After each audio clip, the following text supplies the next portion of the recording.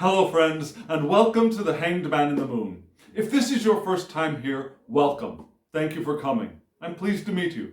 If you've been here before, thank you for returning. I'm truly honored. Friends, if you are a returning visitor, you know that this is my weekly series in which I use tarot and oracle cards to explore topics related to living the intentional life. And before we get into the spread for this week, let me ask you a question. Do you know that transformation is integral to living the intentional life? Do you understand the importance of transformation to living life intentionally? We usually and often talk about how intention and the life of intention works. We have desires. We want a relationship or the deepening of a relationship or a more intimate relationship. We want a job, or we want to create something artistically, or we want to have a more beautiful home or a more comfortable home, or we want to move to an environment that we think is more hospitable. And we place all of those things, the experiences we want to have, on the river of intention. Now we place them energetically, and we know that if we open ourselves up to the power of intention, we will move with intention in the direction of those things that we want, and they will manifest for us. We talk about that a lot, but I don't think we talk about transformation enough. Transformation is part and parcel of our movement with intention. Our openness to the power of intention is also an openness to our transformation, because we don't just move in the direction of what we want.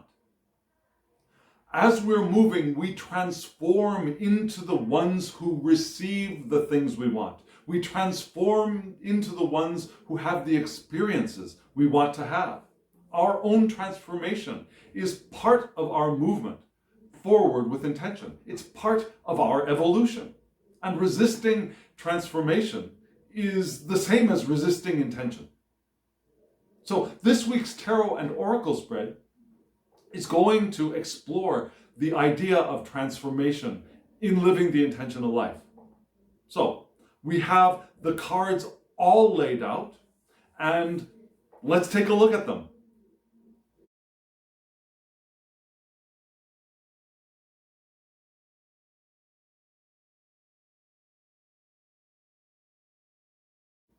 These are beautiful, beautiful cards.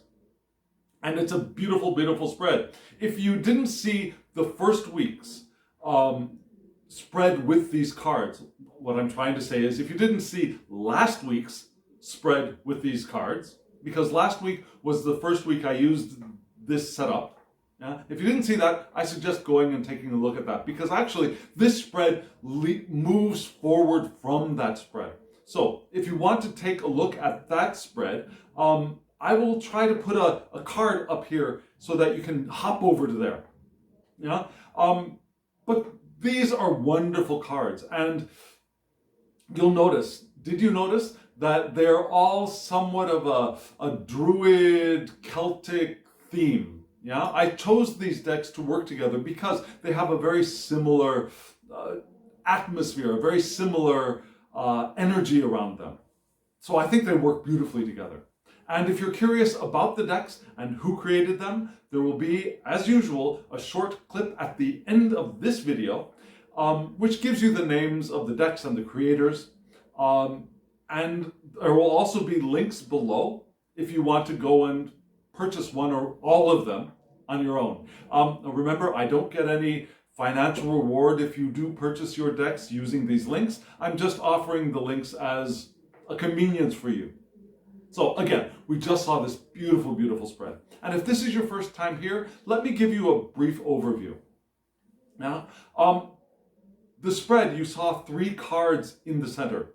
Those 3 cards are oracle cards, and they give us the main theme, the thesis statement for the spread, if you will. And then around those oracle cards, there were 4 sets of cards. At the bottom of each set was an inquiry card, a card with a question on it. And each one of those 4 questions was answered with two tarot cards, one from two different decks. And those all revolve around, again, the main thesis statement of the spread, which is revealed through the oracle cards. Does that make sense? So, let's begin with the thesis statement. Let's dive into those three beautiful oracle cards.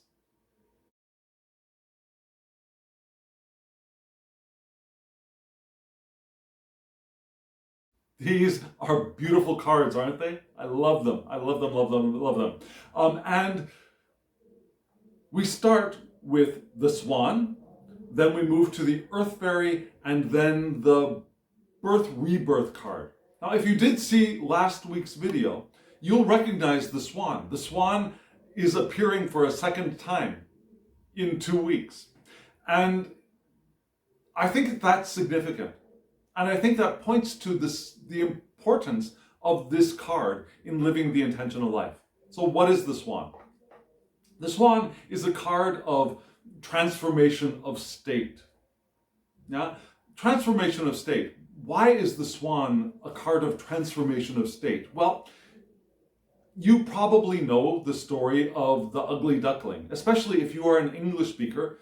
I'm certain that you heard the story of the ugly duckling as you were growing up. Yeah, I'm not going to go into the story in detail, but you remember the ugly duckling. There's a group of ducklings, baby ducks, and one of them looks a little odd.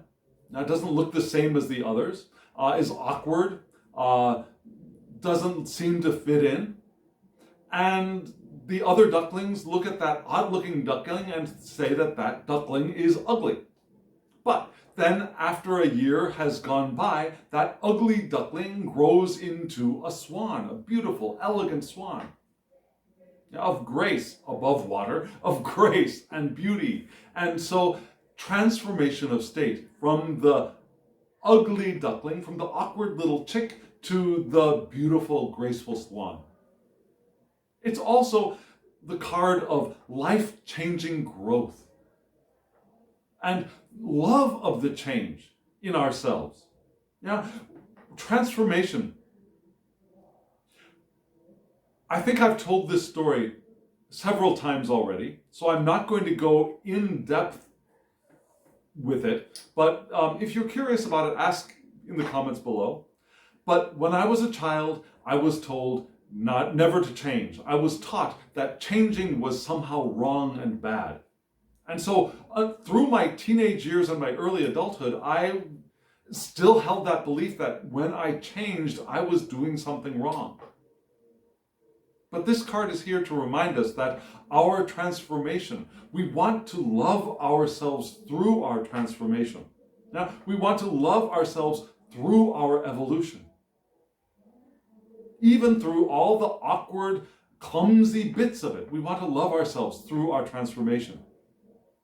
And this card is also here to remind us to trust our intuition and our psychic gifts. Do you know that you have psychic gifts? We all have psychic gifts. We all have access to intuition. That's something that I learned studying psychology, but also through life. And there are ways for those of us, like me, who have felt that we have either lost connection with our psychic abilities or our connection with our intuition, to redevelop them, to regain connection. And there are several ways of doing that. For me, one way of reconnecting has been through oracle cards and tarot. That's helped me immensely. But yeah, we all have that in us. Some of us may feel a lack and want to reconnect and re-evolve in those areas, but we all have them. And this card is reminding us to listen to it. Whatever extent that we are able to listen to our psychic abilities and to pay attention to our intuition. It's also here to tell us to see with the heart and listen with the spirit. Now, how do you do that? I listen with my ears, I see with my eyes. But those are generally intellectual processes. We see with the eyes and it goes into the brain and we calculate and we process. Or we hear with the ears and it goes into the brain and we make sense of what we're listening to and we think about, we ruminate. But this card is reminding us to access other ways of understanding. To see with the heart. There is a way to see with the mind, of course. We look at things, we evaluate them, we see where things might need to be changed. That's all seeing with the mind. Seeing with the heart is looking with understanding and compassion and being present with what we're seeing. And there's a way to connect both of those. Now, as we see with the mind, we can also see with the heart. And there is an institute that teaches us how to do that, how to align our brains and our hearts. It's called Heart Math, and it's called entrainment, I think, maybe. I forget the name of it. There's a name for that, where the mind and the heart come into sync, come into alignment.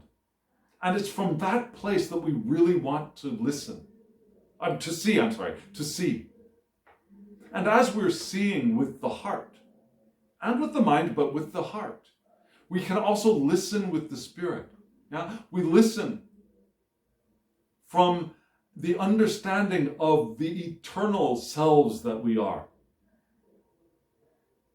And as we listen, it's that depth of listening from spirit, the depth of seeing from the heart, that this card is reminding us that we have access to, that we have that potential. And we can do it if we are open to it. Now, these are all openings, right? Opening to our intuition, opening to hearing with spirit, opening to seeing with the heart, coming into alignment, and allowing what we see, what we hear, what we understand to affect us and affect our transformation. It's also reminding us that the world magically transforms. Do you believe that? Do you believe that the world magically transforms? Because it can seem that way. Have you had the experience of realizing one of your desires? Being so open to the power of intention that the thing that you wanted, one of the things that you wanted, suddenly materializes. It could have been a relationship or an experience, but it suddenly manifests.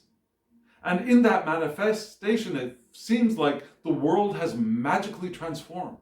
Have you had that experience?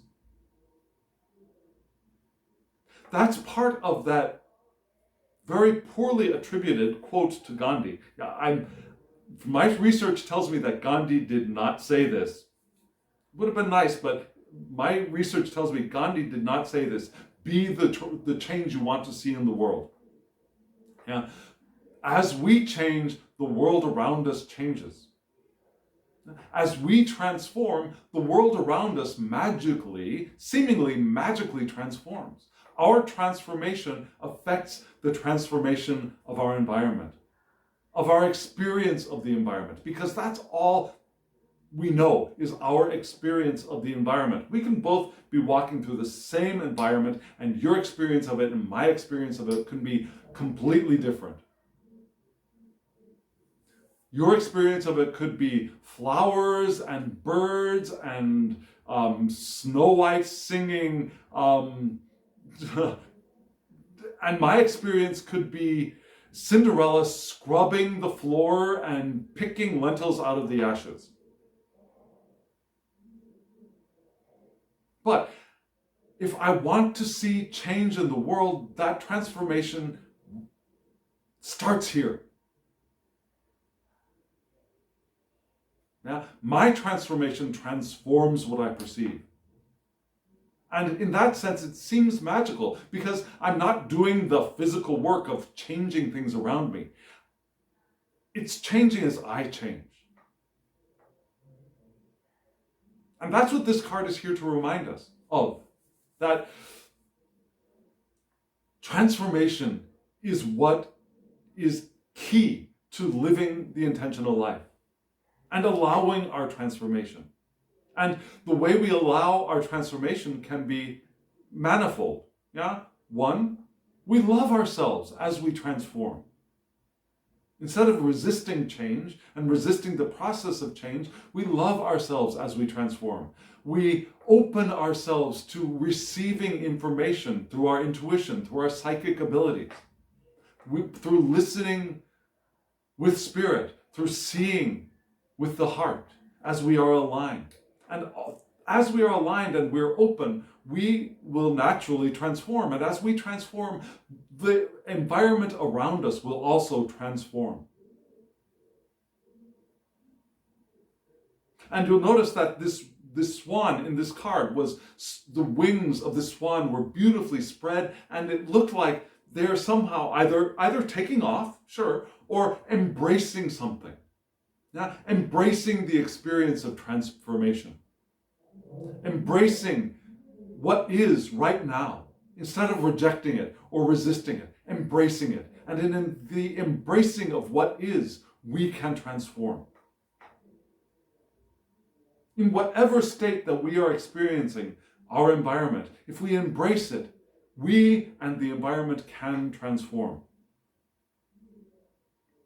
And we also noticed that swan is looking directly at the Earth Fairy. The Earth Fairy is a beautiful card as well. Last week we had the Water Fairy, if you remember.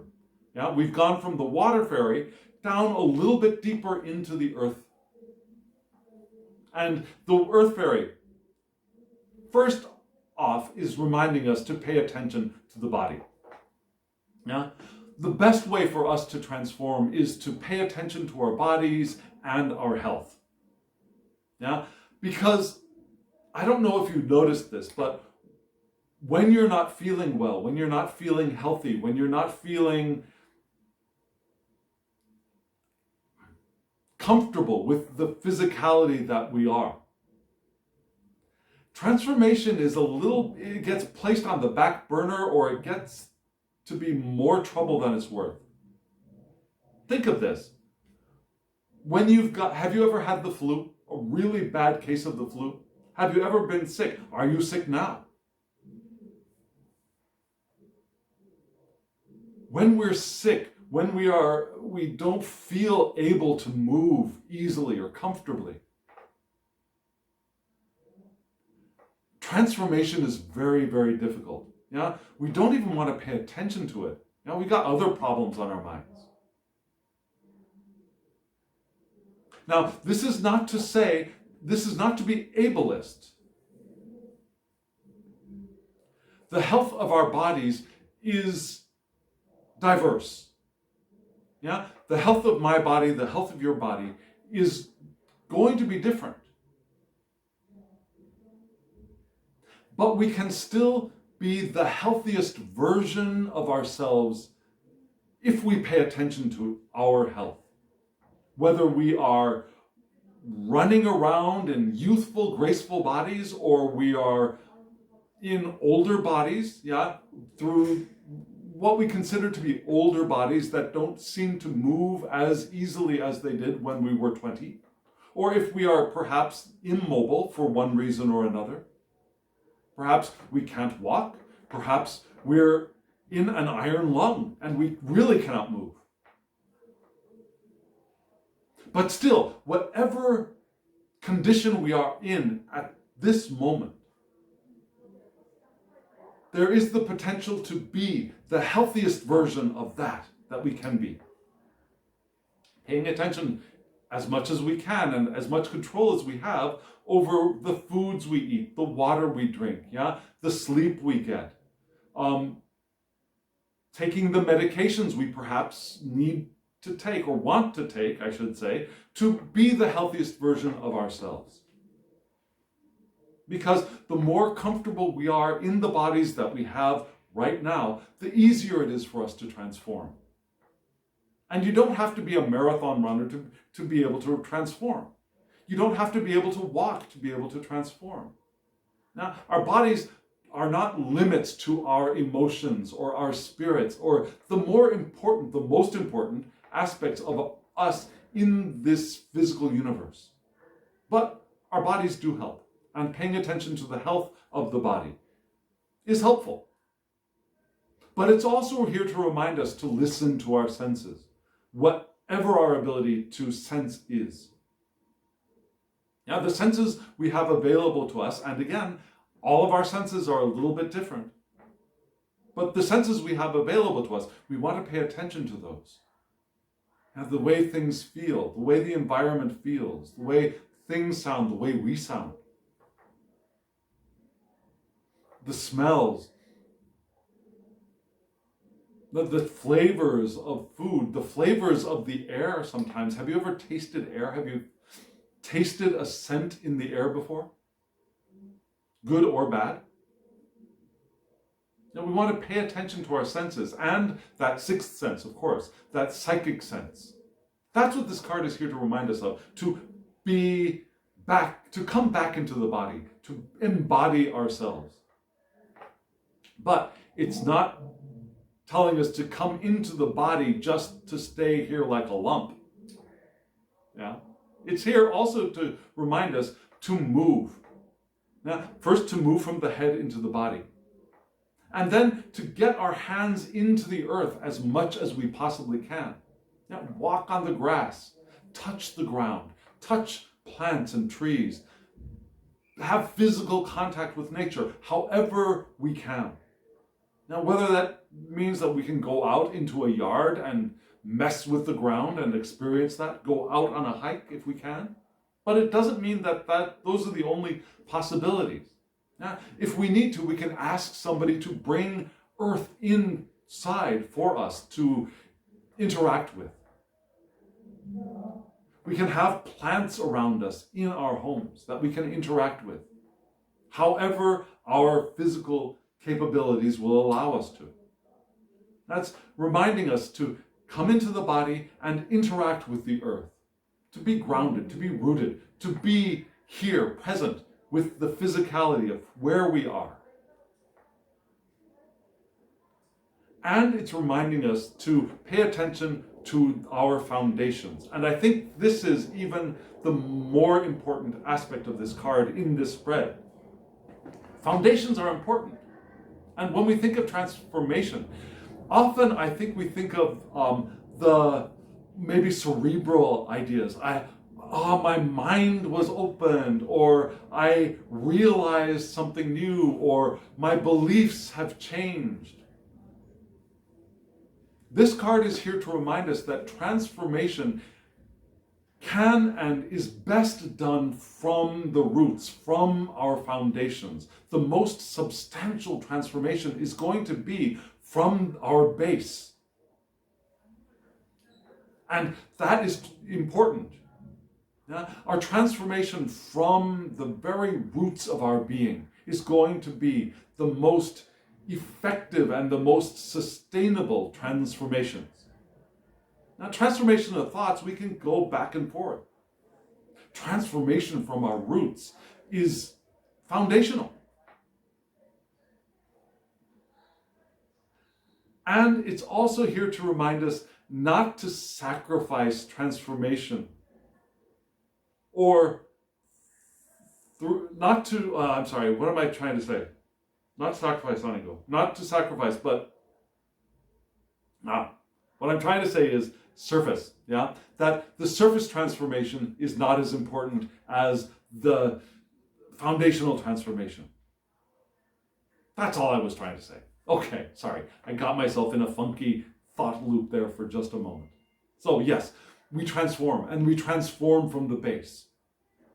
And then we move directly to the Birth and Rebirth card, which is interesting, Both the Swan and the Earth Fairy were facing the Birth and Rebirth card. In the Birth and Rebirth card, we see these two trees.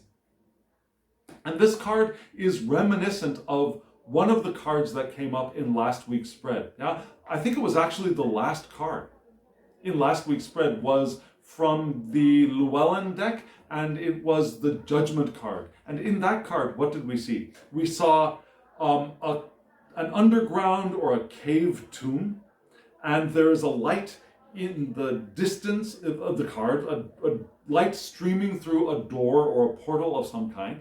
And in the tomb there were two graves, one that looked like it was for the king and one that looked like it was for the queen. Now there are effigies on top of the tombs, but in the distance, in the light, we saw two figures that looked like the king and the queen, going into the light, go into the light. Now that was the judgment card, but also a rebirth card. Now, being born again, rising from the grave. So this card is reminding us of that from last week. The rebirth card. It's spring. Spring is in the air. I don't know about where you're living right now, but at the time of this filming, spring is definitely in the air. Now, I've got the heater off. And today it's a little bit rainy and a little bit more chilly, but yesterday, wearing a sweater of very similar thickness. This is a cashmere sweater, so it's a little warm, but it's not a heavy sweater. It's not a deep of winter sweater, but wearing this sweater was a little bit warm. It was just on the verge of the point where you want to take it off because it's a little too warm. Spring is in the air right now, right here. So this birth and rebirth card is perfect for this time of year. This is also a good omen for new endeavors, new relationships, new ideas, new experiences. That coming to birth, the birth of newness in our lives. That flower that bursts into life from the ground. And this is a good sign for that. But it's also a card of transformation. Old and painful things can be transformed into new creative projects or new creative ideas or newness in general. Now we can take the suffering that we've experienced and keep carrying it. We can lug it in behind us as we move forward, as we trudge through life, carrying our wounds. Sometimes pulling them out and showing our wounds to other people and saying, look at what I've suffered, as a badge of honor. Or we can, after we've gone through some healing, and we're going to talk about that in just a little bit, after we've gone through some healing, we can take that suffering and transform it into beauty.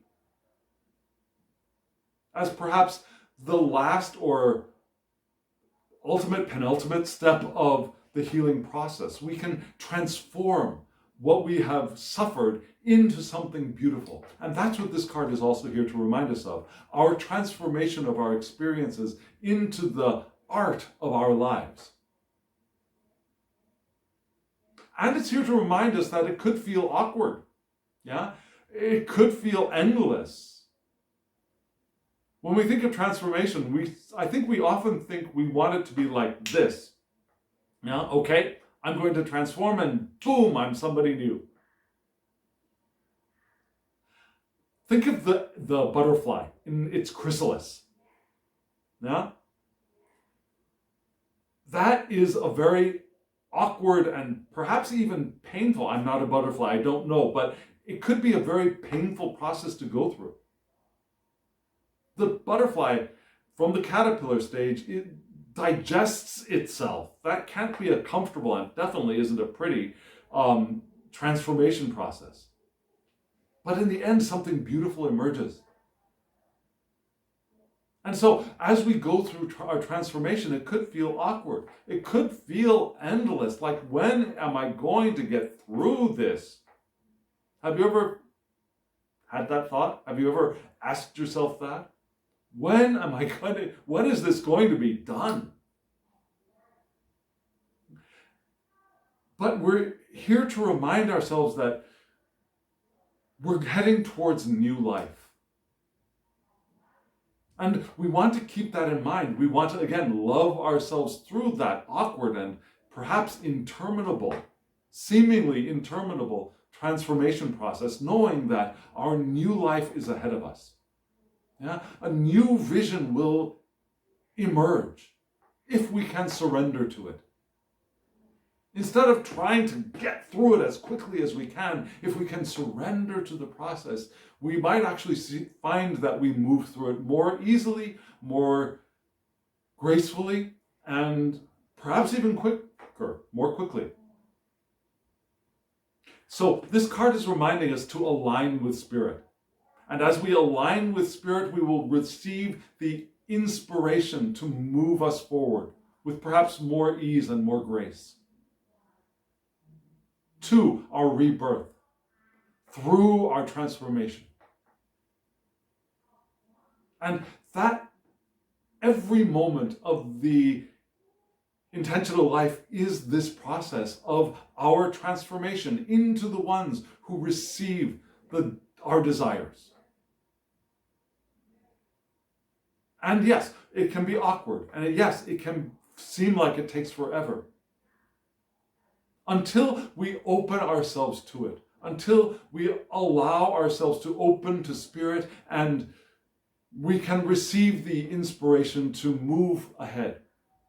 And we open to the powerful force of intention. Does that make sense to you? Can you see how this works with an intentional life? If it does, I'd love to hear from you in the comments below. If it doesn't, I'd love to hear from you in the comments below. I'd like to engage in conversation because I think this idea of transformation and our understanding of transformation in the intentional life is essential. So friends, we've got 4 questions around this central spread of cards. Let's take a look at that first question because it's a really, really good question.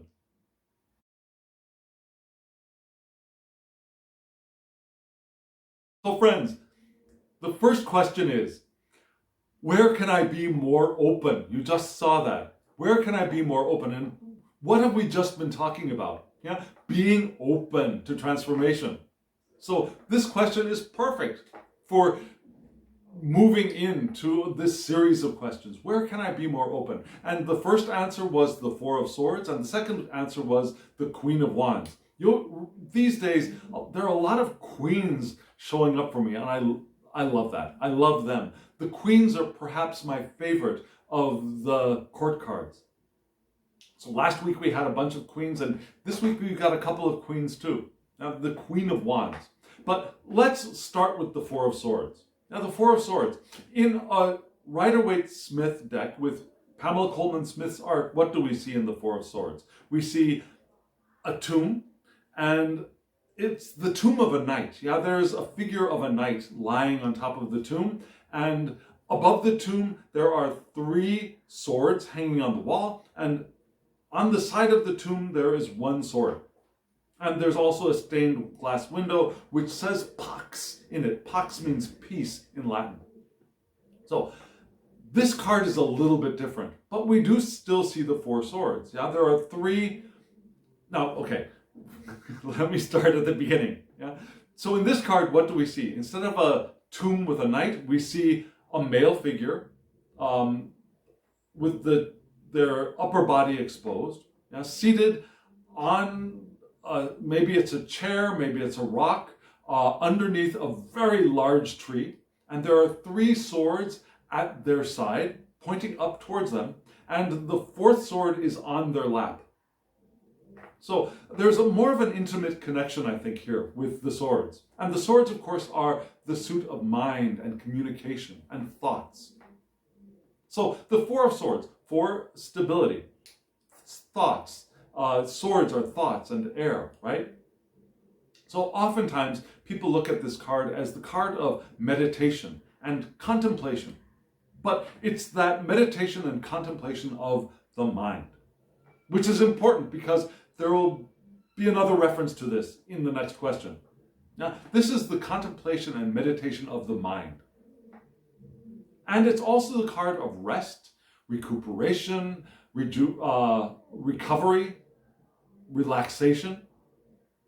And that's important because, remember, to get to this 4 of Swords card, we have come from the 3 of Swords card. And do you remember what the 3 of Swords looks like? In Pamela Coleman-Smith's art, it's a heart, with a very gray, rainy background. And in the heart there are 3 swords piercing it, and sometimes there's even blood dripping from the swords.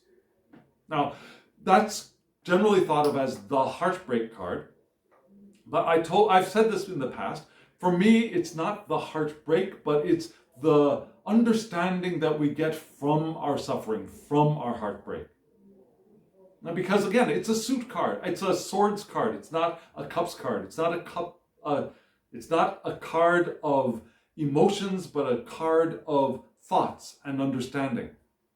So, yeah, we suffer, we have painful experiences, and the 3 of Swords is not the experience or not the suffering, but the understanding that comes from that. Yeah, what we learn. So we learn from our suffering, and then we move into the 4, where we recover from our suffering. And with what we've learned, we carry forward what we have learned, and we do the mental work of recovery, of recuperating, and then meditating and contemplating to open ourselves back up again. Does that make sense, how we've moved from the 3 to the 4? And so that's how I see this 4. Now, we've opened again from our suffering, from the heartbreaks that we've had. And we open our mind in meditation and contemplation. So, where do I want to be more open? To that. I want to be more open to meditation, to opening my mind, to clearing my mind, to relaxing my mind, to healing from the experiences that I've had in the world. And that's one of the wonderful effects of meditation, and why I and many other teachers recommend meditation in whatever form is best for you. There are many, many different kinds of meditation. You can find one that is suitable for you, whoever you are. There is one that is suitable for you. And if you're curious about that, ask me and we can talk. Now, a lot of people think of meditation as one and only. I sit in a lotus position and I clear my mind. And that's one kind of meditation, certainly, but there are so many more.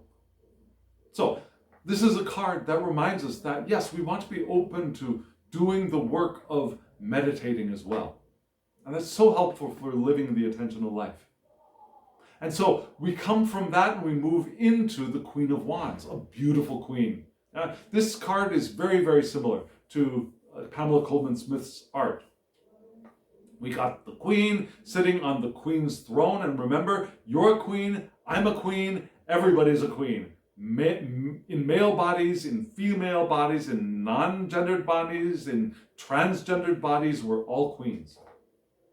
And we're all kings, and we're all knights. But here we're a queen.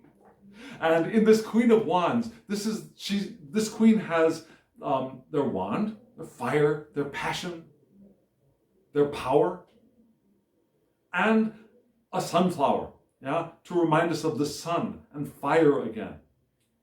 So the Queen of Wands is the queen of courage, the queen of confidence, the queen of determination and self-assuredness and independence. And again, we're going to come up against this idea of independence again. This is the independence of the passion. I will do what I want. I will do according to my own will and my own willpower.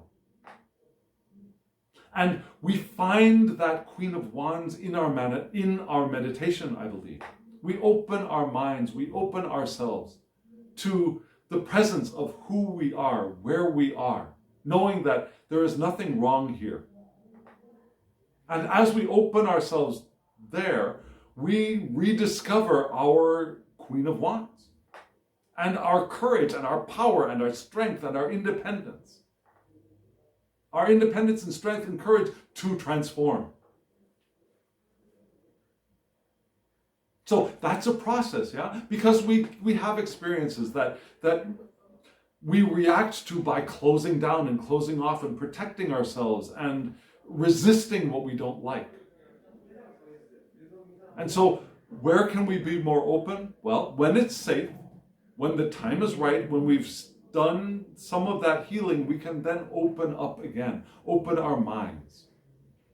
And as we open our minds, we can then rediscover the fire within of the Queen of Wands. And remembering that the Queen is also one that can go and share their fire with those around, can nurture the fire in those around them. Because as we nurture the fire of those around us, our fire grows. And this is a healthy fire. This isn't the fire of destruction, right? This is the fire of passion and courage and determination and passion and passion and passion and passion. So we can be open to that. And that's part of the transformation process. So we've got a second question. Let's dive into that one.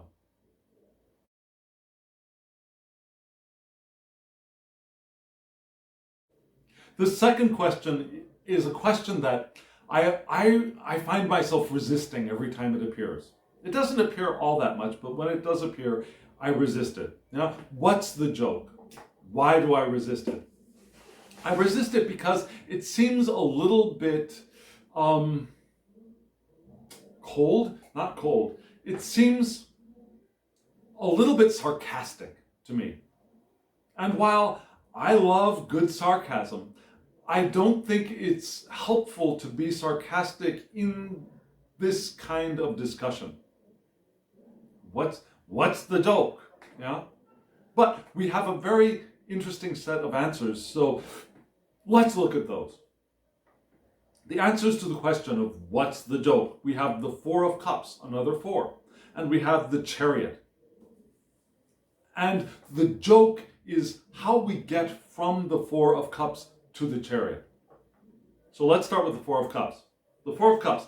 In a Rider-Waite-Smith deck, you see a person sitting underneath a tree. This person is lying, like this underneath a tree. But in the Rider-Waite-Smith deck, there's a person sitting, looking a little bit like they might be in a pseudo-lotus position under a tree. There are 3 cups in front of them. They're looking at the 3 cups and thinking, And behind them and above them, there's a divine hand coming out of a cloud in the sky with a brand new, shiny, larger goblet. And so this is read in a couple of different ways by different people. In one way, it's turning attention inward. Turning attention inward and away from external distractions. It's another kind of meditation card, perhaps, or an introspection and reflection card. But not the swords. The Four of Swords is the meditation of the mind. This is the introspection and reflection of the heart, of emotions, where we give attention to our emotional state and our hearts and where we are right here and right now. That's how I see one aspect of the Four of Cups. But it's also a card of apathy. It's also a card of ennui, of dissatisfaction. In this card, you can kind of see that, You look at this guy, this person, sitting like this on the ground, looking at these 3 cups that are clearly knocked over, thinking, oh gosh, it's all over. It's all done. The wine, what I haven't drunk is now spilt. And in this card, there is another goblet up there in the tree, looking upright, looking all shiny and new. But the person is not looking at that. He's looking at the ones that are toppled over on the ground. And it could be a little bit of that glass half empty, glass half full, I suppose. But not noticing the gift that is there. So, and instead focusing on the spilt wine or the spilt milk and that dissatisfaction and that apathy and that ennui and that kind of emotion. That is part of this card as well. And it could be a card of reevaluation, an emotional reevaluation based on our past disappointments. Now, this disappointment is the cups that have been knocked over there on the ground, and we're reevaluating. What does this mean for me? Where am I? What is this for me? How is this significant for me? So it could be that. It could be all of those things.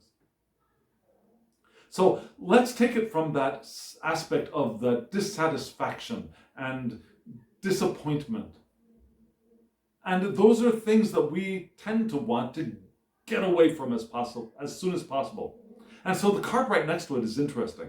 Yeah?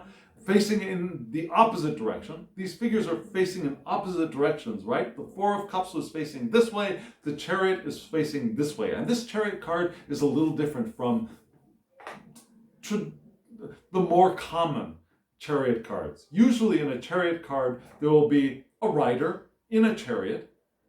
True for Tarot de Marseille, true for most Rider-Waite-Smith decks. True, I think, also for the Thoth decks. Suddenly that card is not coming back to my mind, but usually there's a figure in a chariot, and usually there are two animals, sometimes one light and in color and sometimes one dark in color, a black and a white one.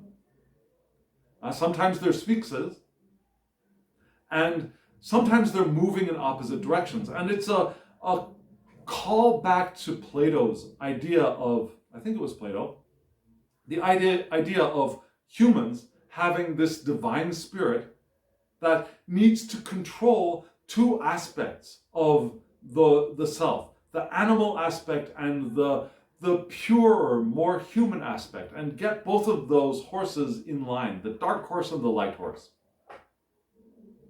So, the Chariot, in that sense, is the card of willpower, yeah? Getting our horses going in the same direction. Here, in this card, we see a rider. I don't really see a chariot in this card, but I do see a rider on what looks like one horse. And off to the side, there is a hoof that looks like it might be from another horse, maybe. Maybe a kind of spiritual horse emanation, I'm not sure. There is an indication that there might be another horse there on the side, but we really only see one horse very clearly. And there's light behind the chariot. Yeah, that looks like the sun is rising. So the card of willpower, moving forward with our will, success, victory, action, determination, control, controlling those two horses. And oftentimes, I think the joke is that when we're feeling that sense of dissatisfaction from the Four of Cups, that sense of disappointment, we want to get out of that as quickly as possible. So what we do is we grab our horses and say, okay, let's go. Let's move in the opposite direction. Now we want to do that, so that's what we do. We pull ourselves up by the bootstraps, yeah? We get our crap together and get moving. A very, very United States of America kind of sentiment of get yourself going, yeah? I'm a Yankee Doodle Dandy and I'm going to march forward. The joke is that's what we do, and that doesn't work very well. Now, trying to get ourselves from disappointment right into victory and success, and I'm going to get it done. I'm a go-getter. That's where we set ourselves up for further disappointment and further dissatisfaction and crashing again. Now, we don't move very successfully from the Four of Cups directly into the Chariot very well. What we want is what just happened above. Now, in the Four of Swords and the Queen of Wands, where we recognize where we are. We recognize that really there is nothing wrong here. Now, and we realize that we can open ourselves to the experience that we're having. Whether it's in meditation or contemplation or a releasing of our grasp, of our grip on things. Yeah, we let it go.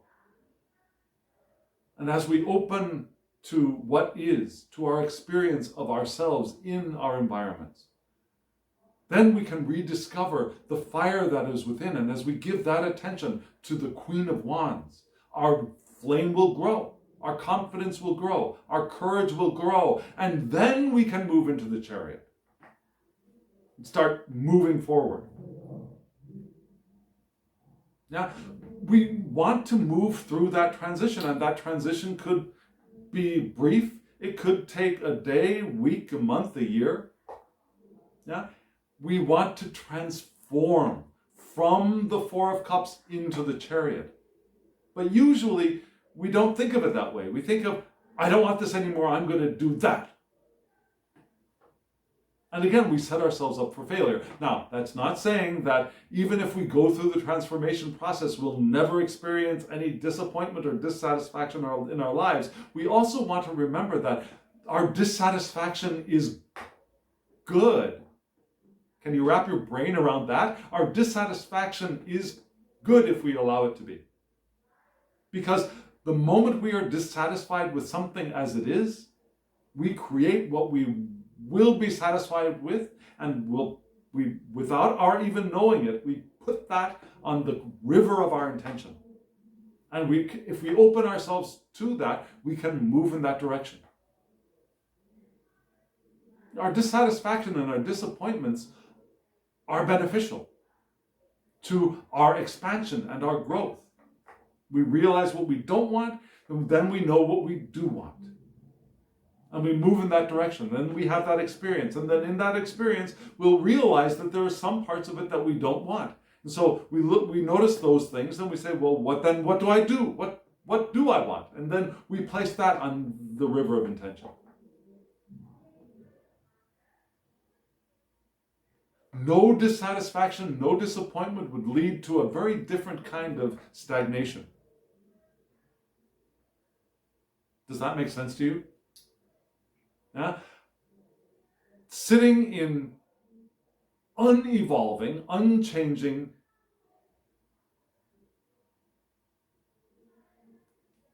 feelings of happiness without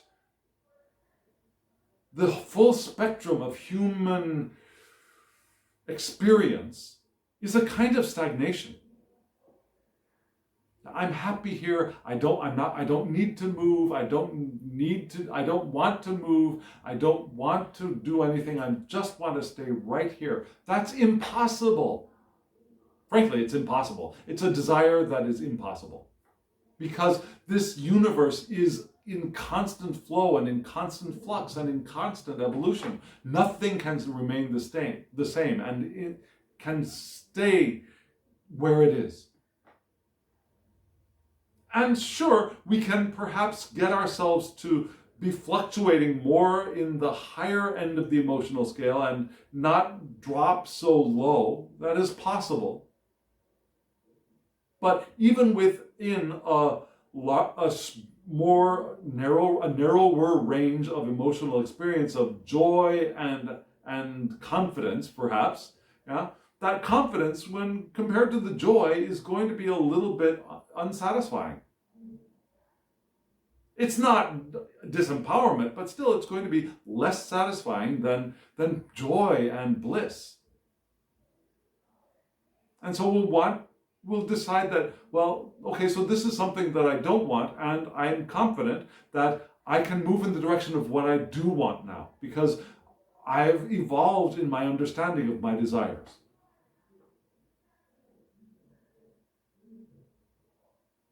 So we do want to move, we want to evolve, we transform from the Four of Cups into the chariot, and we move, I think, one way. An easier way to move is through the Four of Swords and into the Queen of Wands, and then arriving at the chariot. The joke is we try to get a shortcut. Make sense? We've got a third question, and it's a good question. It's an important question. Let's take a look at that.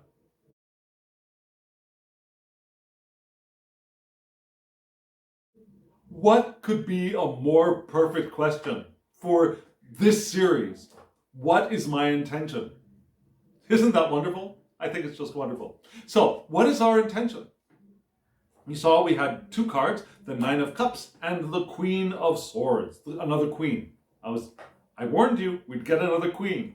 Yeah, the Nine of Cups and the Queen of Swords. Wonderful answers to this question. What is my intention? Yeah. The Nine of Cups in the Rider-Waite-Smith deck drawn by Pamela Coleman Smith.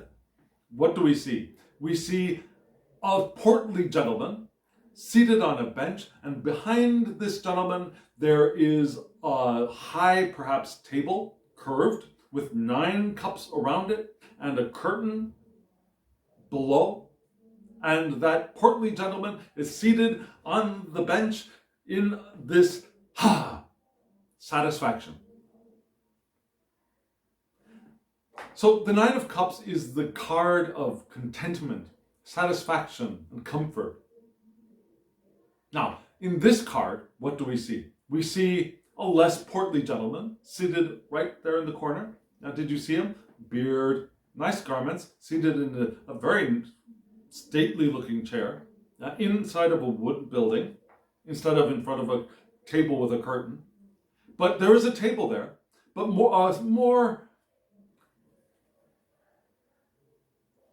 more commonly sized table. Now, this is more of a dining table, a banquet table. And on that banquet table, there are 9 cups. Now, there's the cup for the person we see there, and there are cups around the table for, we assume, other people. Now, so this person is not there hoarding their own cups of satisfaction. They're here to share with others around a banquet table, which I actually prefer. And so, again, satisfaction, comfort, gratitude, being grateful for what we have. And gratitude, sharing that with others, is part of that gratitude experience. It's also the wish granted card for some people, material success, and I can understand that. But for me, personally, I don't read it in that wish granted kind of way. For me, the Nine of Cups is the card of gratitude and satisfaction. So what is my intention? My intention is gratitude and satisfaction. That's why we're here. My purpose is joy. My intention is satisfaction, gratitude. That's the reason for all of those experiences we put on the river of intention, and that we move with the powerful flow of intention. We want those experiences for our satisfaction. And we want those experiences so that we can feel grateful. Now, all of those experiences, the relationships, the jobs, the homes, the families, the vacations, the art projects, the performances we give, all of those things, we want them for our comfort and our satisfaction and our joy and our gratitude. And often, for me, gratitude can be the gateway drug to joy. What do I mean? I mean, sometimes it's really hard to move into love and joy and well-being, especially if I've been feeling kind of unhappy and anxious or worried or angry or, more mild, dissatisfied. It's hard to move from there into joy. We just saw that in the What's the Joke? Yeah? That leap is too broad of a leap. But moving into gratitude can be a lot easier, especially if we develop a gratitude practice. And that's something else I recommend for all of us, a gratitude practice. Because if we can move into gratitude, we can move through gratitude into satisfaction and joy. Generally. So that is my first intention. My first intention is my satisfaction. And being grateful for that experience and those experiences. And in my gratitude, sharing those experiences with those around me. Knowing that all is well. There is nothing wrong here. As I move through my transformation, there is nothing wrong here. As I'm moving into my new being, there is nothing wrong here. I am not less than because I haven't reached my transformation yet.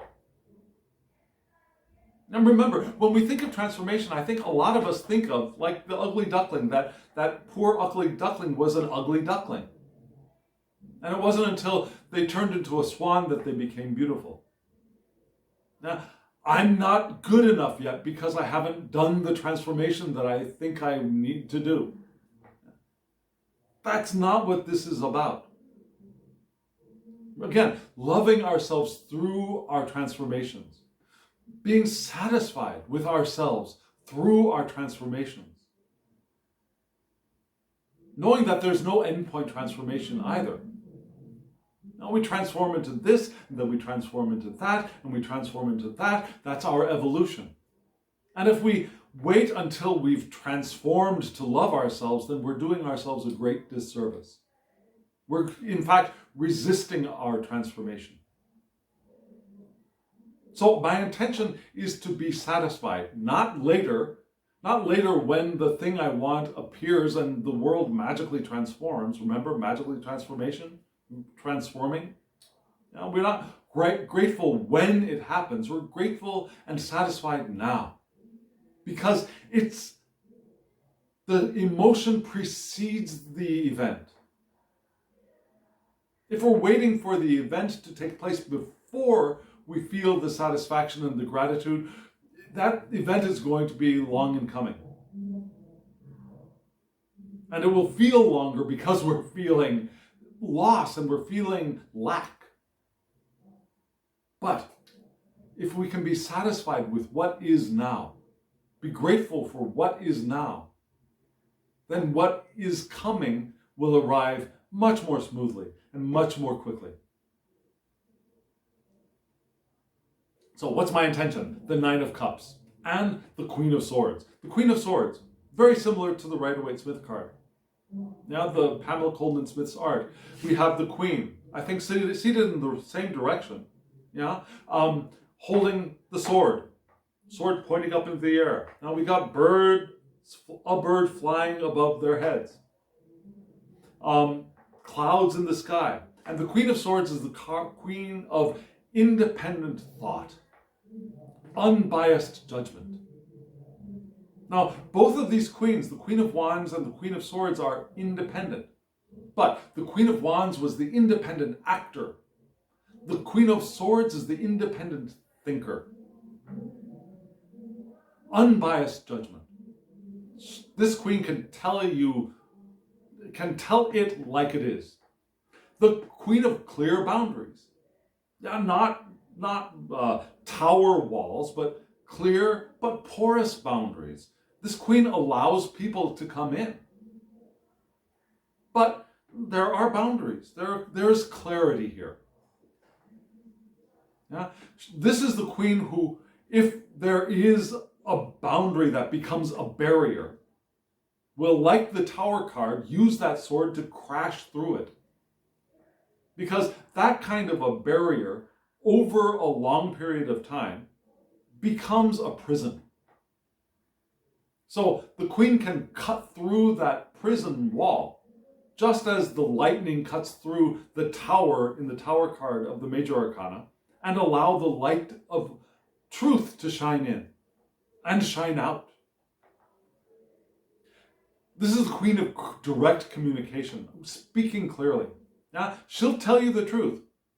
She'll tell it like it is. Now, there are times when telling it like it is can be a little bit painful. It can be a little bit sharp. It is a sword. But it's not always painful. I could tell you like it is. You are a beautiful being. You are a creature of spirit, and you are perfect as you are. Did that hurt? Now, some people might take that in and resist or feel uncomfortable, discomfort with that. But hopefully you weren't feeling that. And that clarity, that honesty, that unbiased judgment is also for the positive as well as the critical. It's just honesty and clarity. And this is the astute queen. Yeah, this is the smart one. So, what is my intention? My intention is to be in my gratitude, to be in my satisfaction, to have clear vision, to speak my truth, to speak the truth, unbiased, clear judgment,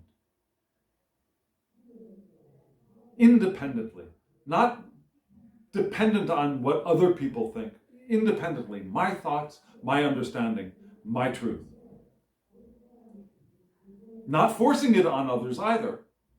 Now, she's not running around with handcuffs and leg cuffs and chaining people up to her truth. She's just speaking the truth as she sees it. And that's my intention. To wed my mind and my heart. We talked about that just a little while ago, yeah? To see with the heart. Now, in these answers to my intention, we have the emotions, the heart, the swords, the mind, wedding them both. That is my intention. Let's move on to the fourth question and explore this. Just a moment.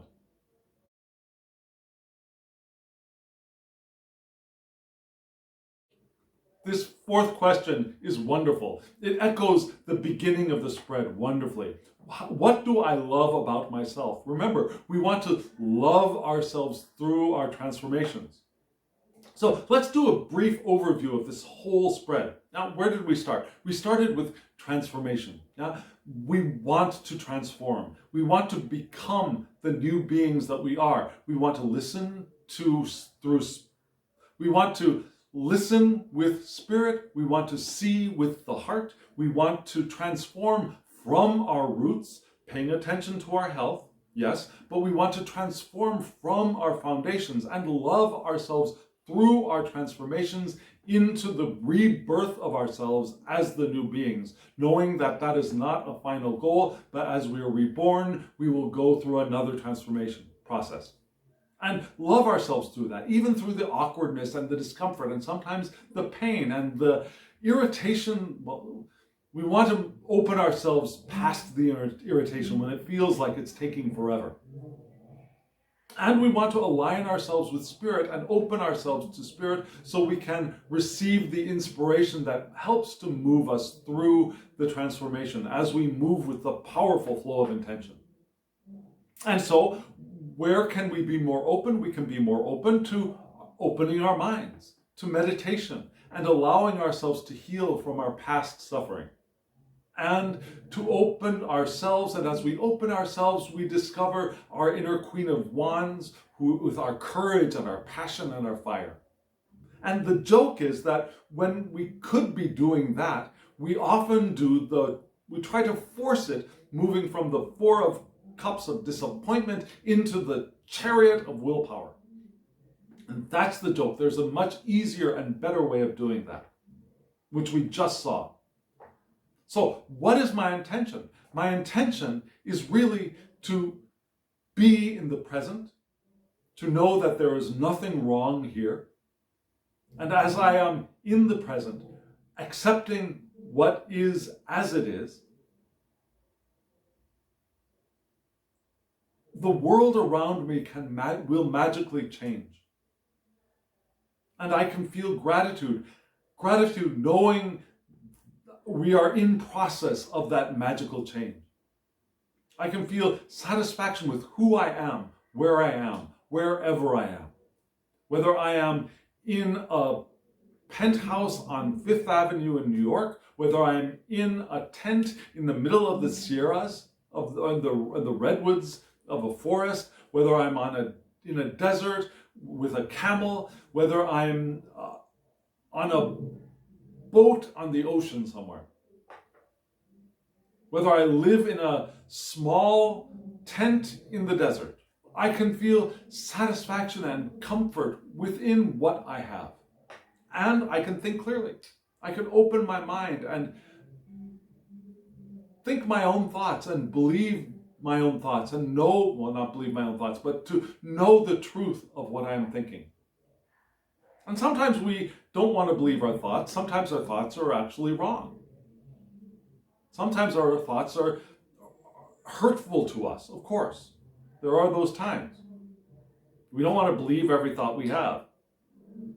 However, if we are open and we are satisfied, generally, the thoughts we are going to have are going to be believable.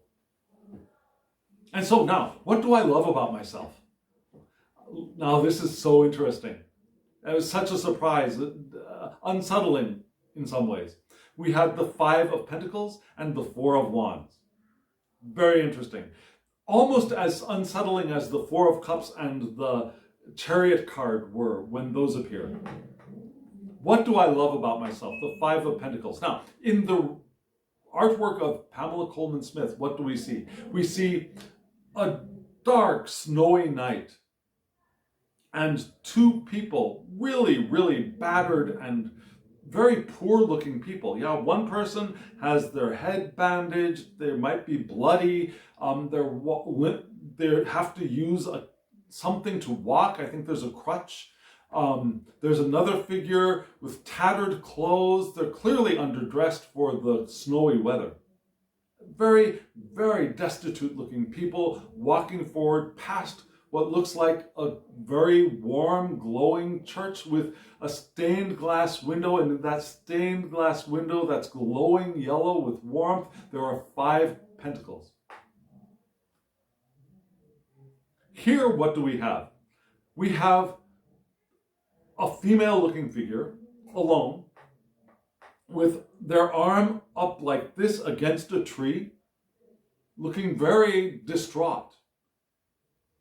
But did you notice that there's a belt around this person's waist? Looks like a female figure, a belt around their waist, and hanging from that belt, there is a cord with 5 coins on it. Now, those coins are there, attached to the person who is there feeling distraught, feeling lack, feeling worry. And there are times when we are that person. Yeah, we got what we need, but we're still focused on lack. Which is interesting because I don't know if you've noticed this, but in the distance in this card, in the mist, there seemed to be a dog chasing what might be a rabbit.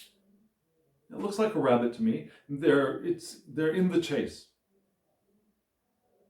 So the 5 of Pentacles, what is that? This is the card usually of financial loss, of poverty, of lack mindset, of isolation. Now, isolation from help, worry, hardships. Yeah, those people walking through the snow, the hardships and privation, being deprived of resources and help. So what do I love that about myself? Do I love my suffering? I suppose we can. Yeah, we could love our suffering, certainly. Do I want to place myself in that deliberately? There are some people who do that. I know people who do that. But perhaps that's not really what the answer to this question is. Now, you'll notice that this person with their head against the tree has resources there attached to her. And then right next to her, there is the 4 of Wands. This 4 of Wands card is very similar to the Rider-Waite-Smith artwork. We see 4 wands, and it looks like they have laurels joining them, similar to the 4 wands in Pamela Coleman Smith's deck. We also see the castle in the background in this deck and in Pamela Coleman Smith's art. In Pamela Coleman Smith's Rider-Waite-Smith deck, there are people that look like they're coming from the castle to the place where there are the 4 wands, and maybe there's some fruit there, and they're coming out into nature to have some kind of celebration. We don't see those people there, but we see a site for celebration prepared in this card as well. And that's what the card is. Card of celebration and joy and milestones. Yeah, I've reached this point. I've reached this. I've achieved this. It's a card of harmony, getting along. It's a card of relaxation, Oh, also sometimes homecoming, returning home. Not only leaving the home to celebrate, but returning to the home. Prosperity. Some people see familial bliss in this card. For me, that's more the Ten of Cups. But, that's also one possible meaning.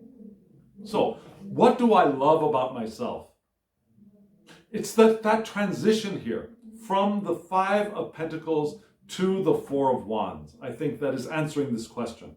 That even when I am in the middle of an experience of suffering, of privation, of loss, of lack mindset, and that will happen. That will happen. We will slip into lackful mindsets. That's English, right? We will slip into a lackful mindset. Have you ever done that? I'm sure you have. I know I have. And I will continue to. I mean, hopefully the times between that lackful mindset will be a little bit further and they will appear less frequently, but I know that they're going to appear. Something will happen. I won't receive something that I was expecting, or something that I love will be shattered on the ground. And I will feel lack. I will feel financial loss. My bicycle could break down or crack apart, and I will feel loss and privation. It'll happen. But I also know that I can move forward from that. I can take the hit. We don't want to, we don't want to pretend that it didn't happen. Yeah. What is that called? It's called spiritual bypassing or toxic positivity, where your bicycle cracks apart and you say, I don't care, I'm happy. And we're putting so much energy into that smiley face. We're doing that because we don't want to look at the suffering that we're experiencing. We want to hide it. We want to hide it away from the world, but also from ourselves. Now that's toxic positivity, spiritual bypassing. Yeah, what we want to do, we take the hit. Yeah, we take the hit. And then what do? We recognize that we're here in that Five of Coins moment of loss and privation. And then maybe we can recognize that Four of Cups moment of dissatisfaction, disappointment.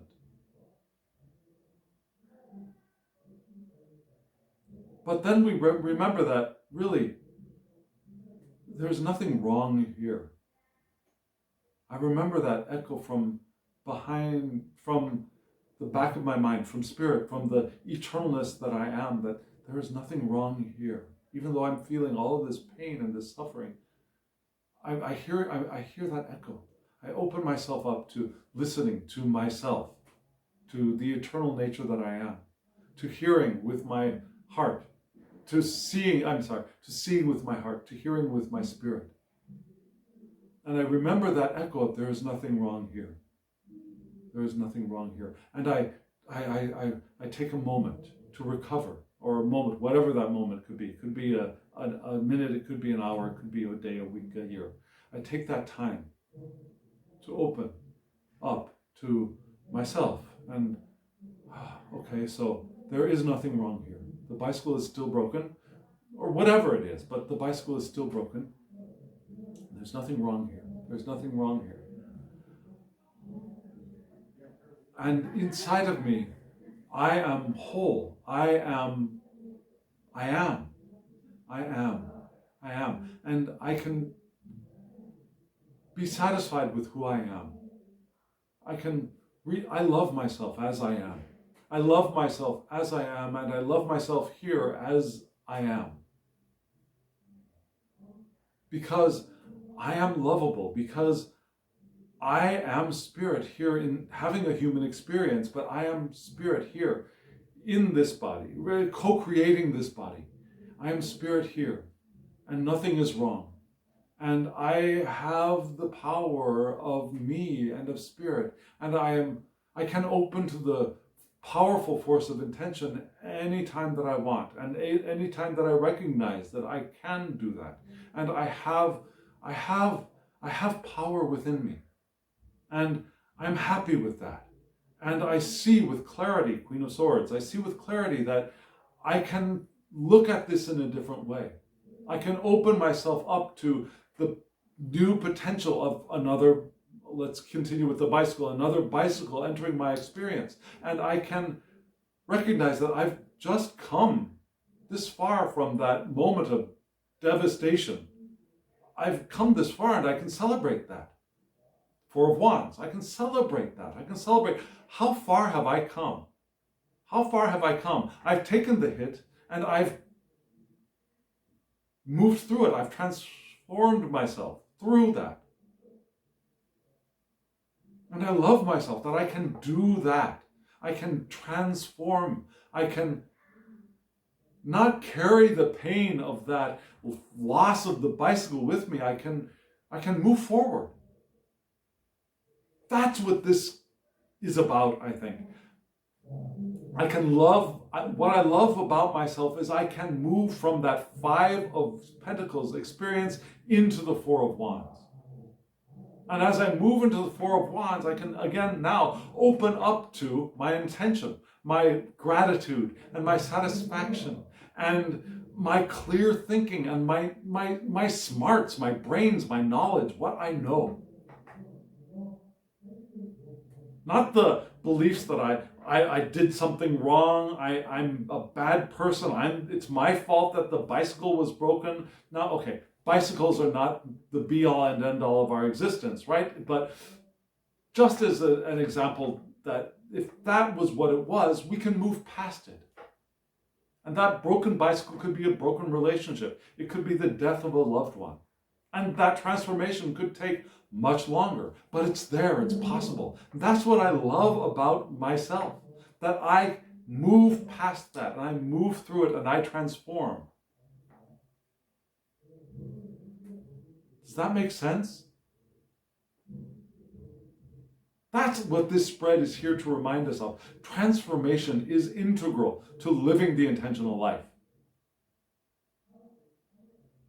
I'd love to hear from you. If this makes sense, where this resonated with you, I'd love to hear in the comments below. If it doesn't make sense, I'd love to hear in the comments below. So friends, if you are still here, hit that like button so that I know that you got something from this,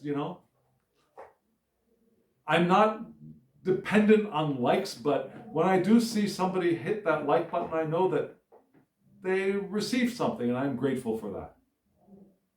Also, subscribe to my channel if you haven't subscribed. I do 2 videos a week now, at least. I do this one, and I do another one based on a question that I pull from this spread, and I answer in a shorter 3-card spread with Tarot de Marseille. Yeah, and that video will come out a day or 2 after this one. So keep your eyes open for that, and hit the alarm bell so you get notifications of when that one is uploaded. And share this with anyone who you think might get benefit from it. And also, again, comment below. I would love to hear from you, friends. Now, remember, in just a moment, there will be a short clip telling you about the decks and who created them. They're beautiful. Now, just a warning, if you purchase these decks, the 2 tarot decks, I did a really heavy trim on them. I went in with my guillotine and I chopped off all the borders and the titles. So when you receive them, they will be with borders and with titles. And if you want them to look like this, I will direct you to Dawn Michelle at Boho Tarot. She gives wonderful tutorials about how to do deck modifications if you want some further education. And she's who I learned how to do mods with. So I recommend her if you don't know how to do a mod. But if you do know how to do a mod and you want to chop off all the borders and titles, these decks are beautiful without them. So Just so you know, if you order them and they come, they're going to be thick with boredom. And also, if you want a personal reading, there will be a link to my Instagram. Hop on over to there and send me a direct message and we will work it out. We'll figure out a way to get you a direct reading, personal, private reading, if that's what you want. And friends, now, as always, I wish you love, joy, well-being, and pure awareness. Thank you.